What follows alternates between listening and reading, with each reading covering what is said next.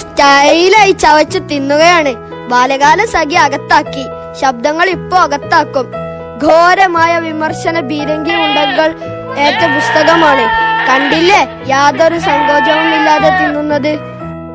ഹേ അജ സുന്ദരി, ഭവതി ആ പുതപ്പ് തിന്നരുത്. അതിന് 100 രൂപ വിലയുണ്ട്. അതിന്റെ കോപ്പി എന്റെ പക്കൽ വേറെ ഇല്ല.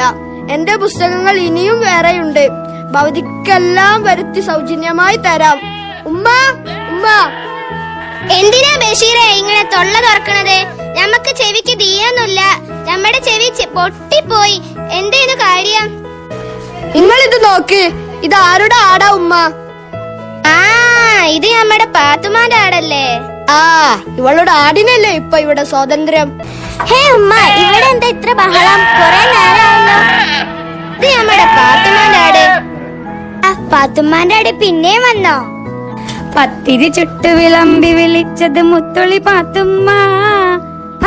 എന്താടാ സൈത്താനെ വഴി നിൽക്കണ? മാറിക്കണം.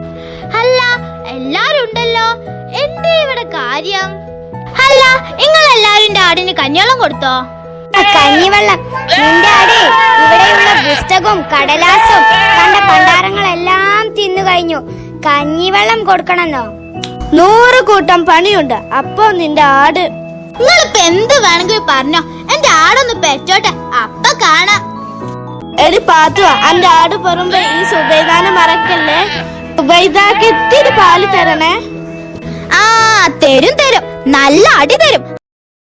എടി പാത്തു, നിന്റെ ആടില്ലേ എന്റെ 2 പുസ്തകങ്ങളാണ് തിന്നത്. അങ്ങനെ പറയല്ലേ വല്ലികാക്ക. എന്റെ ആട് അതൊന്നും ചെയ്യൂല.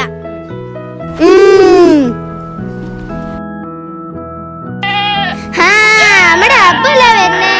എന്റെ വെള്ളിക്കാക്ക ഇതെല്ലാം അനുവദിക്കുന്നുണ്ടല്ലോ.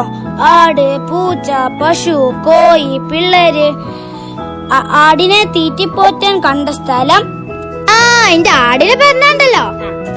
ആ അനുവദിച്ചു കൊടുത്തോ ഉമ്മ? കഞ്ഞെടുക്കുമ്മ. എന്താ പാത്തൂന്റെ മുഖം കടുന്നൽ കുത്തിയ പോലെ? ആ നിന്നെ ഞാനിന്ന്. അല്ല നമ്മുടെ ആടിന് മാത്രമേ ഇവിടെ സ്വാതന്ത്ര്യമുള്ളൂ, നമുക്കൊന്നുമില്ലേ? കടിക്കല്ലേ കടിക്കല്ലേ.